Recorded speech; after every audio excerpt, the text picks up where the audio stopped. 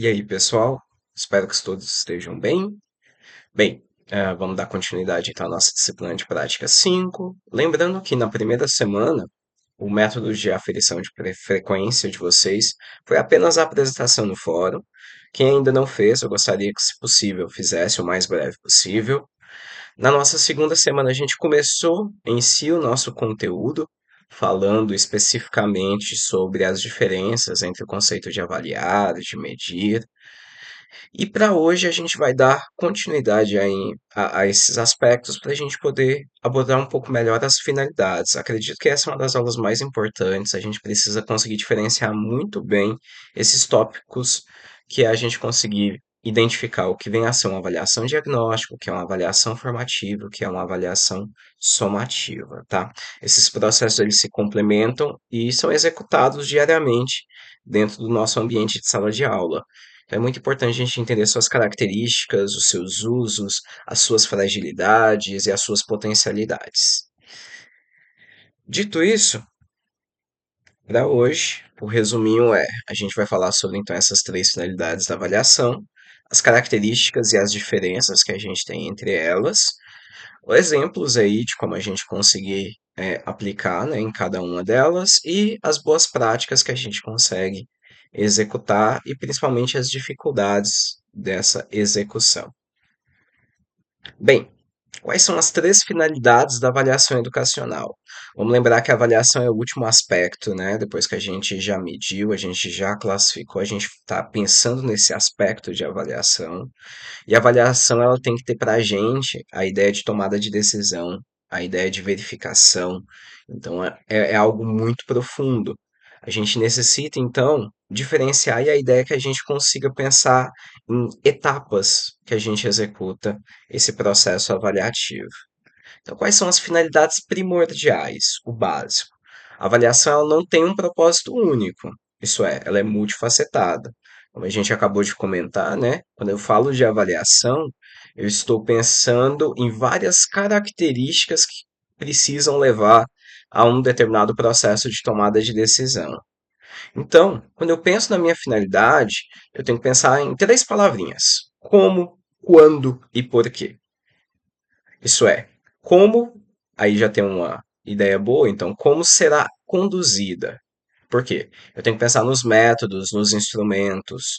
Então, quando eu faço uma avaliação inicial, que a gente vai denominar como diagnóstica, eu tenho um determinado método e, obviamente, os seus instrumentos. Quando eu penso numa somativa, os métodos e os instrumentos utilizados são diferentes. Então, como é uma das coisas que a gente vai conseguir utilizar para diferenciar cada uma delas?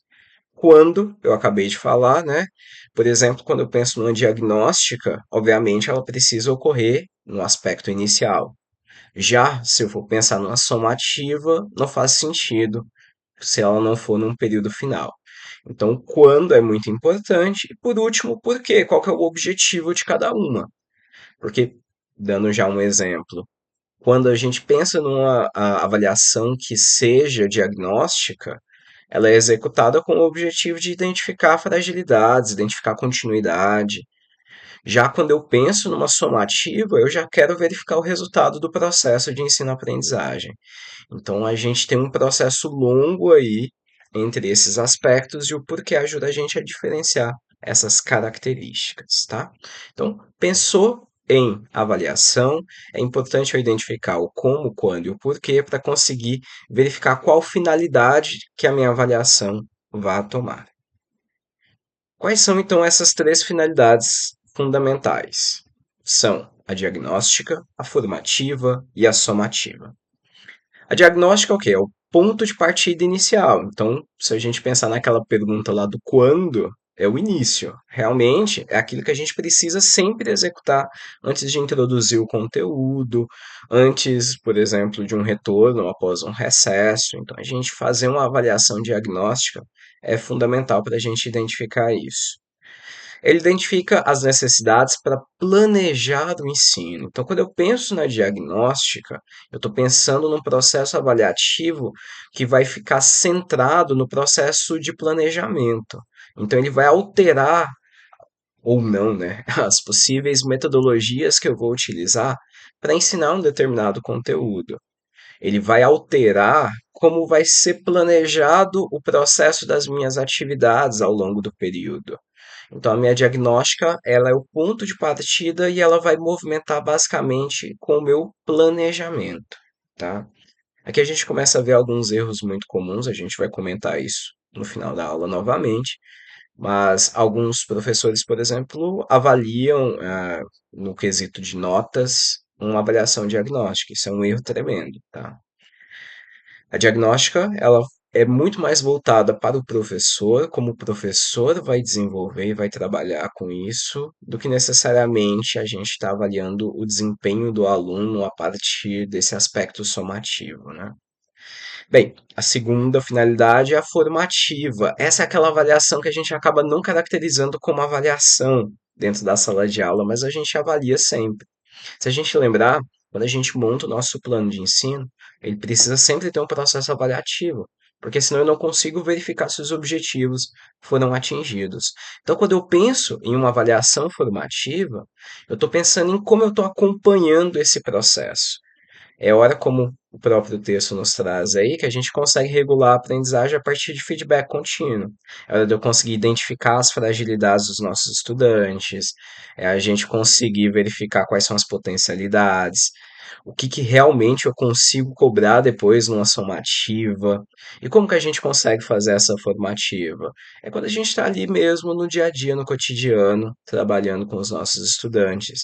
Todo o processo que eu recebo também esse feedback, e o encaminho para o meu estudante é um exemplo de atividades que envolvam avaliação formativa. Por fim, aquilo que a gente acaba sempre colocando é a avaliação somativa. A avaliação somativa ela verifica os resultados ao final. Ela certifica as conquistas e eu uso ela para poder tomar algumas decisões. Então, a avaliação somativa, ela vai ser apenas o ponto final ali da nossa atividade de ensino. A gente vai verificar se realmente aqueles objetivos que foram propostos foram alcançados ao final do período. Então, esse é o critério quando a gente fala de certificar. A gente realmente garantir de que aquelas habilidades mínimas propostas foram adquiridas pelos nossos estudantes. E é o momento da gente tomar a decisão. É o momento da gente verificar, pô, será que realmente a metodologia que foi utilizada foi a melhor possível? Será que não teria alguma coisa que eu poderia ter feito diferente? Será que os documentos legais, norteadores dos nossos trabalhos estão condizentes com o que a gente tem na realidade de sala de aula? Então, são esses aspectos que a gente precisa verificar e a partir da somativa para a gente pensar em decisões futuras, decisões que vão acarretar em mudanças aí dentro da nossa rotina, tá? Então, a somativa ela certifica os resultados do estudante, mas a tomada de decisões aí acerca do nosso trabalho como docente. Bem, vamos então analisar cada uma delas agora em pormenores. Vamos conhecer então um pouco melhor aí sobre a avaliação diagnóstica. Então, quando eu falo avaliação diagnóstica, eu estou pensando o quê? No antes da aprendizagem. Isso é, eu tenho que pensar naquilo que é já de conhecimento anterior do meu estudante, aquilo que ele adquiriu dentro dos anos anteriores, a partir da educação formal, aquilo que ele já obteve de conhecimento a partir de atividades que ele executa dentro da sociedade. Então, esses aspectos todos devem ser avaliados dentro da diagnóstica. Então, o objetivo básico dela é a gente identificar então esses conhecimentos prévios, essas habilidades, dificuldades, o que, que realmente são os interesses do estudante, quais são as necessidades disso. A gente vai fazer isso sempre que a gente iniciar um novo conteúdo, uma unidade, um curso, um ano. Como eu falei anteriormente, pensem, por exemplo, toda vez que a gente tem um período longo, por exemplo, férias de meio de ano, ou até mesmo alguns feriados prolongados, é interessante sempre no retorno a gente fazer uma avaliação diagnóstica. É uma forma da gente recuperar também aprendizados anteriores, tá? Quando a gente vai fazer isso, sempre no início de um novo período, ou quando a gente iniciar um novo tópico, ou se a gente recebe aluno novo, a gente sabe que aspectos de transferência afetam bastante dentro do processo avaliativo, então a gente precisa tomar um certo cuidado para que essa avaliação realmente ocorra dentro dos preceitos a qual ela se refere. E quais são as características que a gente tem na diagnóstica? Ela não pode ser classificatória. Aqui, por mais que ele falou costuma, eu acho que a palavra mais correta seria o não pode. Porque toda vez que a gente está classificando, isso é, a gente está atribuindo ali se foi um rendimento legal, não legal e tudo, eu não estou executando isso com aspecto diagnóstico. Porque a ideia é só que eu tenha um mapa inicial, isso é, uma primeira visão de qual é realmente o ponto por onde a gente vai começar um determinado tópico, ou a gente vai iniciar um determinado ano, semestre letivo. Tá? Qual que é a função principal para a gente trabalhar? A gente consegue, a partir da diagnóstica, planejar o nosso ensino de forma mais eficaz, adequando estratégias e recursos às reais necessidades do nosso grupo e também às individuais. É dentro da diagnóstica que a gente consegue notar, por exemplo, um estudante que tem uma defasagem de conteúdo muito grande, é onde eu consigo verificar um estudante que pode apresentar algum tipo de transtorno de aprendizagem. Então, para que a gente consiga trabalhar com esses aspectos de forma a que o nosso processo de ensino seja realmente efetivo e eficaz, eu necessito de uma diagnóstica bem feita. É ela que vai me ajudar a verificar como eu devo planejar ao longo aí desse semestre. E aí você fala, pô, professor, mas eu faço aquele planejamento inicial. E aí a gente está falando de novo de planejar cada tópico. A gente tem que lembrar que o nosso planejamento, nosso plano de ensino é um documento vivo. Então, a partir da diagnóstica é onde eu vou alterar isso, é onde eu vou possivelmente alterar, por exemplo, o formato como eu vou executar as minhas avaliações somativas. É onde eu posso verificar que aquela metodologia que eu previ inicialmente talvez não seja a mais adequada ao público que eu estou lidando. Então é muito importante a gente ter essa diagnóstica. E como que a gente consegue fazer essa diagnóstica? Exemplos aí.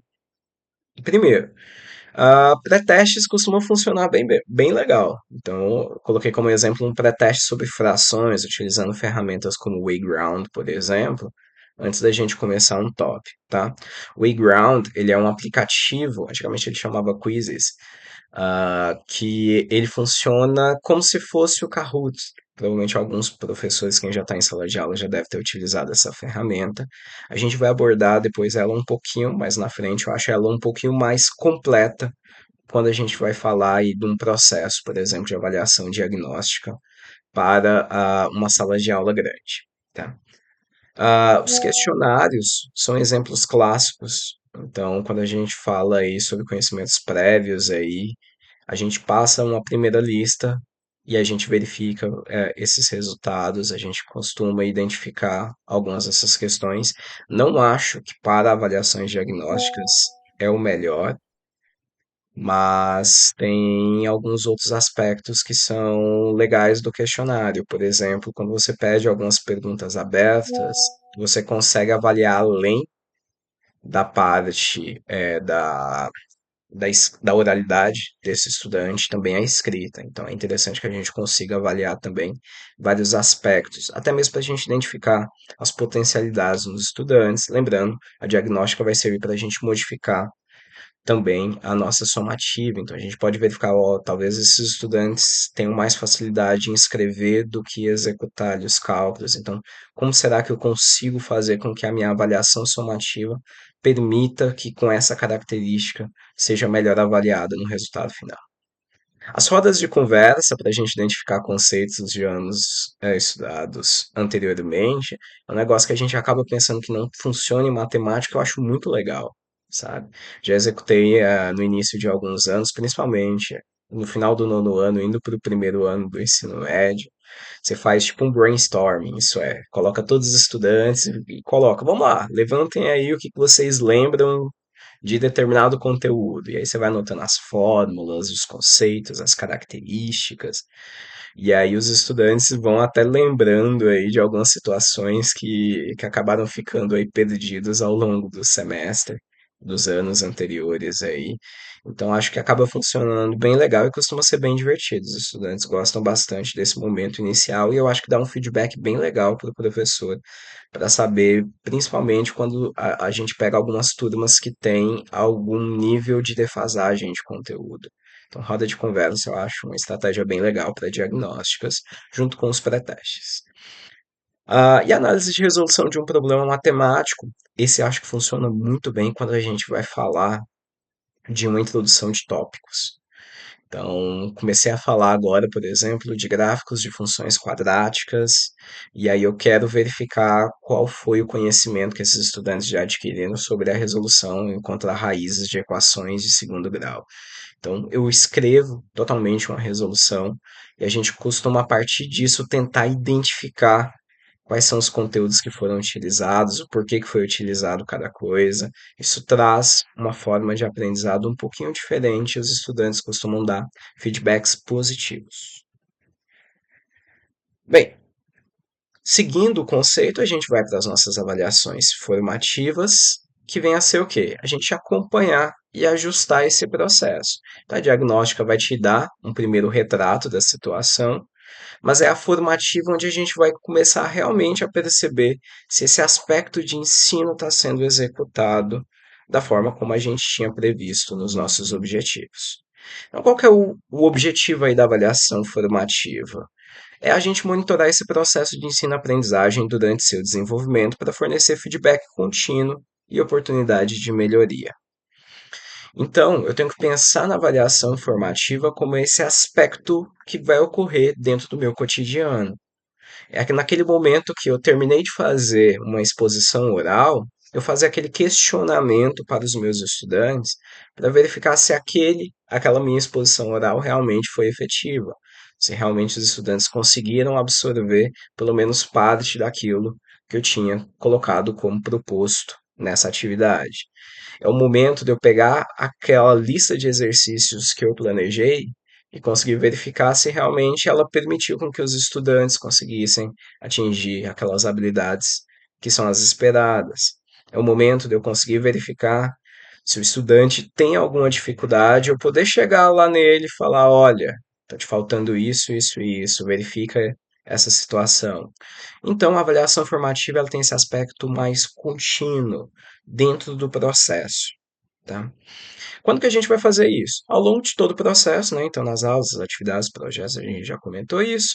Quais são as características? Ela é contínua, ela é reguladora e qual que é o foco dela? Feedback específico e orientado. Aí eu digitei errado. Feedback específico e orientado. A gente não usa ela para classificar, ela é feita para a gente ajudar a aprender. Então, quando a gente está falando da avaliação formativa, a gente também não pode pensar nesse aspecto de nota. É o momento de eu conseguir direcionar o meu estudante. Por isso é muito importante, a gente sabe que é uma prática que acaba cada vez mais reduzindo, que é o aspecto de correção. Quanto mais a correção é executada, melhor é o processo da avaliação formativa. Porque é durante a correção que a gente consegue identificar tanto uma metodologia que não foi bem executada, quanto uma dificuldade de aprendizado de um determinado estudante. E aí a gente consegue fazer essa orientação. A função principal acaba sendo essa, a gente identificar então essas dificuldades durante o caminho, não só as dificuldades do estudante, mas também as dificuldades do professor durante o desenvolvimento do conteúdo, e a partir disso a gente consegue orientar melhor esse estudante e fornece para a gente outras estratégias para a gente conseguir tentar modificar as nossas metodologias. Quais são os exemplos? Bem, a observação e registro aí a partir de atividades em grupo é uma ideia bem legal, funciona massa, porque eu vejo que dá uma diferença bem grande entre o aprendizado que os estudantes têm quando existe uma comunicação entre pares, entre eles mesmos, e uma comunicação quando é executada entre o professor e o estudante, porque a linguagem acaba sendo muito diferente.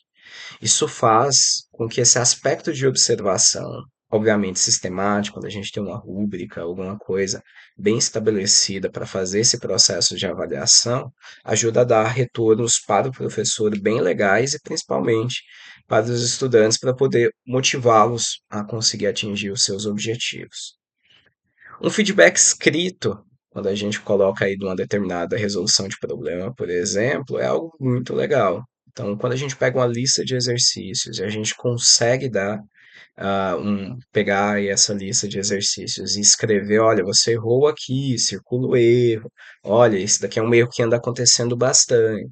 Por que que você acha que isso anda acontecendo? Entendendo os processos do estudante, é um feedback que acaba funcionando bem legal. No final das minhas aulas, eu tenho muito essa tentativa de criar esse minuto da dúvida, que é, a partir da exposição final, eu faço um breve resumo das situações e coloco. No caso de vocês aqui, está sempre no final lá um slide do tipo, e aí?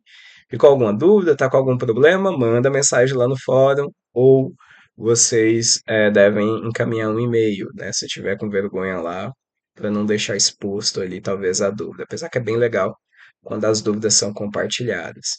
Mas isso em uma sala de aula presencial funciona bem legal, porque é o momento onde aquele estudante que está envergonhado pode ter a sua dúvida resolvida, porque um outro estudante que não tenha tanta vergonha vai fazer aquele questionamento. Então, o minuto da dúvida acho que funciona legal. A autoavaliação de estudante a partir de um determinado resultado é um aspecto também interessante, mas aqui eu ponho um ponto de cuidado, porque é importante que essa autoavaliação ocorra a partir de critérios, que a gente chama de rúbricas, né? Que exista aí já pré-determinado quais são os itens, quais são as características que a gente precisa em cada um delas, porque senão a autoavaliação acaba ficando um documento muito falso. E aí isso gera tanto uma situação estranha, porque o estudante não está percebendo o seu desenvolvimento, quanto o professor vai ficar com um resultado que não é o adequado. E um portfólio também é uma possibilidade quando a gente junta, por exemplo, várias listas de exercícios, o estudante vai fazendo esse acompanhamento. A gente acaba não fazendo muito com essa cara de portfólio, mas o próprio acompanhamento do desenvolvimento das atividades, quando ele faz o registro dele no caderno, tem essa característica de portfólio, tá? Então, é interessante pensar isso como um aspecto de avaliação formativa. Lembrando, mesmo nas formativas, gente, não é interessante que a gente aplique o aspecto classificatório, a gente faça medidas, porque nesse momento a gente precisa que esse estudante gere erros, que a gente consiga dar feedbacks. Porque se a gente coloca uma pressão já nessa parte formativa, como sendo algo que vai impactar na classificação final dele, se é naquela nota final, a gente tem uma perca bem grande do nosso aprendizado. Por quê? O estudante ele vai forçar e vai te dar algum resultado que muitas vezes não condiz com a realidade. E aí você perde a chance de fazer o ajuste da sua metodologia, você perde a chance de dar um feedback interessante para esse estudante. Por fim, aquilo que a gente sempre tem na cabeça com a ideia de avaliação, na verdade é só a avaliação somativa, que é aquele aspecto onde a gente verifica os nossos resultados, né? Então, esse é depois que já ocorreu a aprendizagem. Então, a gente só pode pensar que eu estou fazendo uma avaliação somativa se eu pensar, não, o processo todo de aprendizagem já foi concluído. O conteúdo já foi trabalhado, eu já fiz listas, exercícios para fazer essa avaliação formativa no processo, dei os feedbacks, executei as correções adequadas. Aí sim, é hora de eu pensar em como eu vou conseguir atribuir e fazer o processo de medição, né? Como eu vou atribuir notas para esse processo avaliativo. Então, é o momento onde a gente vai verificar e quantificar o nível de aprendizado alcançado pelos estudantes ao final de um determinado período, unidade, módulo. A avaliação somativa, sim, o foco dela é nos resultados, né? Então, quando a gente fala em avaliação contínua, a gente está pensando em todo esse processo, diagnóstica, formativa e somativa. Porque se eu penso só na somativa, ele é só o meu aspecto final. Quando que a gente faz isso? No final da nossa unidade, no final do bimestre, mês, semestre, final do curso. É sempre o último aspecto que eu vou fazer para a gente verificar se aquelas habilidades que eu tinha proposto a princípio foram adquiridas ou não. Geralmente elas são classificatórias. Aqui o geralmente vai ter aquela outra ideia de quase sempre, né? Elas são classificatórias, a gente atribui notas, conceitos e o que que elas significam? Elas sintetizam a aprendizagem. É hora da gente pensar que aquela medição que eu estou fazendo é um julgamento de valor acerca daquilo que eu acredito que o estudante conseguiu adquirir. Então, um estudante, por exemplo, que está com a nota 6, eu acredito, a partir do meu julgamento, que 60% dos conteúdos que foram apresentados foram bem absorvidos e as suas habilidades podem ser executadas. Tá? Então, sintetiza essa aprendizagem, serve para a gente fazer a certificação, promoção, relatórios, porque a gente acaba utilizando esses resultados da somativa para fazer as classificações. A função principal é a gente conseguir comunicar esse desempenho alcançado, a gente tomar decisões sobre progressão, prestar contas ao aluno, à escola, ao sistema. Então, se a gente pensa, por exemplo, nas avaliações formais que são executadas, pensando em avaliações de larga escala, como o Enem, como a Prova Brasil, né, o SAEB, então são aspectos que a gente consegue avaliar o sistema a partir desses resultados.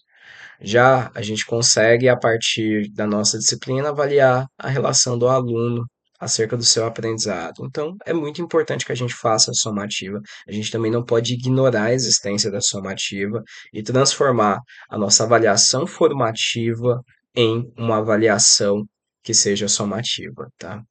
Isso também acaba ocorrendo bastante, às vezes durante e aí eu colocando bem, algumas situações que fazem com que um determinado professor, em sua metodologia, faça com que todo o processo formativo seja totalmente avaliado. Então, isso perde a característica de formativa, torna para ser somativa, e a gente começa a ter alguns tipos de perca nesse resultado, tá? Eu preciso que a somativa ocorra no aspecto final. Bem, quais são os exemplos práticos de avaliação em contextos educacionais? Aí a gente tem a prova escrita, né, que é uma questão final aí que sempre ocorre, é bem tradicional, ainda mais dentro de matemática. Ela acaba sendo até colocada acerca de muitos, como eu posso falar, preconceitos, não sei se seria bem essa palavra. A prova escrita acaba sendo banal, que não avalia o conteúdo. Não é que ela não avalia, gente, ela avalia sim, ela só não pode ser, creio eu, o único instrumento para que essa avaliação seja executada, tá? Então, quando eu penso numa apresentação de um projeto, de uma pesquisa, obviamente, com uma determinada rúbrica, isso é com isso bem definido, quais são os critérios que eu vou avaliar. A gente está falando de uma avaliação somativa, os exames finais, principalmente quando a gente fala de recuperação, no caso de vocês, o repercurso, são exemplos somativos, né? A gente não faz um processo formativo ali. Quando a gente fala num trabalho de conclusão de um módulo, a gente tem também um aspecto somativo, simulados e as provas externas, a gente está falando também de exemplos somativos. Bem, a gente espero que nesse ponto vocês consigam já diferenciar a nossa avaliação diagnóstica da formativa da somativa, para a gente entender acerca de algumas práticas e alguns desafios que a gente tem dentro desse conteúdo. Então, primeiro, a gente tem que entender que essas três avaliações, elas não são excludentes. Muito diferente disso, eu preciso entender que elas se completam. Então, toda vez que eu for pensar no meu processo avaliativo, eu tenho que pensar nessas características. Como eu vou fazer a avaliação diagnóstica, como eu vou fazer a minha somativa, como eu vou fazer a minha formativa. Um aspecto mais clássico que seja, a gente precisa fazer isso. Dando um exemplo como o meu trabalho mesmo em sala de aula. Eu costumo fazer a avaliação diagnóstica a partir de roda de conversa, verificando aí, tentando identificar as fragilidades de conteúdos anteriores. A minha somativa é executada a partir de listas de exercícios com correção, para que a gente consiga dar esse feedback em aspecto contínuo. E a formativa eu faço ela em aspecto clássico, a partir de provas finais. Então, isso faz e fecha o meu ciclo. Eu não posso pegar e parar na minha somativa, só nessas listas de exercícios. Eu não posso esquecer tudo que foi desenvolvido ali ao longo do semestre e a gente trabalhar direto ali com uma avaliação final e achar que essa avaliação final precisa atingir aquelas habilidades que eu tinha pensado e planejado ali na minha diagnóstica. Porque às vezes um determinado conteúdo foi bem trabalhado, um conteúdo eu vejo que a percepção não foi exatamente aquilo que eu queria. Então, esses aspectos é muito importante que a gente consiga entender como esse aspecto cíclico, né? A diagnóstica como esse ponto de partida, a formativa como esse caminho e a somativa aí sim, o aspecto de chegada, né? A informação da somativa ela deve servir como diagnóstico para a próxima etapa, porque eu posso utilizar já essa somativa para falar, olha, determinado conteúdo não foi bem aprendido. Então, já é um primeiro aspecto diagnóstico, eu preciso fazer um reforço desse conteúdo. Também a situação, tal conteúdo foi extremamente bem absorvido pelos meus estudantes, então eu posso pensar em aprofundar um determinado outro aspecto no próximo tópico. Então, quando a gente pensa isso, eu estou pensando na somativa, já puxando isso para diagnóstica. Acabei de ver que esse desenho está errado. Hoje está com bastante erros esses slides. Na verdade, a ideia que seria diagnóstica, formativa de lá e somativa. E aí o ciclo tem que correr nesse sentido, tá bom? Bem, quais são os benefícios de uma abordagem integrada quando a gente faz todas essas três etapas, né? Primeiro, para o estudante, ele costuma compreender melhor onde que ele está, quais são as dificuldades, o que que ele melhorou, o que que ele não conseguiu. Se eu não executo isso bem, ao invés de eu ter a redução da ansiedade, isso pode provocar o sentimento contrário. Então, por exemplo, se eu vejo na formativa que o nível dos meus estudantes está relativamente baixo, e mesmo assim eu aplico uma somativa de alto grau de dificuldade, isso, ao invés de reduzir a ansiedade dos meus estudantes e verificar os aprendizados que eles atingiram, a gente vai fazer um aspecto contrário. A gente vai ter um aspecto onde esse estudante vai se sentir mais cansado e provavelmente desmotivado. Então é muito importante a gente entender como esses aspectos devem modificar as nossas avaliações. Para o professor é importante, porque é onde a gente vai conseguir tirar as nossas informações para os nossos planejamentos. E aí sim eu posso pensar em ensinar de uma forma que seja eficaz, personalizada, e aí assim também justificar as nossas decisões acerca de classificação, acerca de reprovação, por exemplo, acerca se eu for pensar aí das dificuldades que esses estudantes tiveram e por que que a minha avaliação sumativa teve determinadas características, então o professor pode alterar todo o seu planejamento a partir disso. Para a nossa aprendizagem e também dos estudantes, quando a gente pensa que o processo precisa ser reflexivo, né? Eu preciso o quê? Pensar sempre no desenvolvimento contínuo. Não adianta muito, o que eu acabo vendo bastante, principalmente em algumas universidades muito consagradas, que ele pega um estudante de alto nível e entrega ele de alto nível. Mas aí, bem, não houve crescimento. Eu acho que é muito mais interessante quando a gente recebe aquele estudante ali que o nível dele ainda não é adequado, mas ele está com muita gana em aprender, que ele realmente quer que essa aprendizagem seja significativa para ele. E se eu conseguir levar ele já para um nível regular, já conseguir transformar ele num estudante adequado, ele não precisa ser um estudante de alto nível, mas eu já consigo verificar que ocorreu a aprendizagem. E é por isso que eu preciso desse aspecto contínuo, porque é nesse aspecto contínuo que eu vou conseguir perceber essas mudanças, esse crescimento, eu vou conseguir dar esses feedbacks de uma forma mais realista.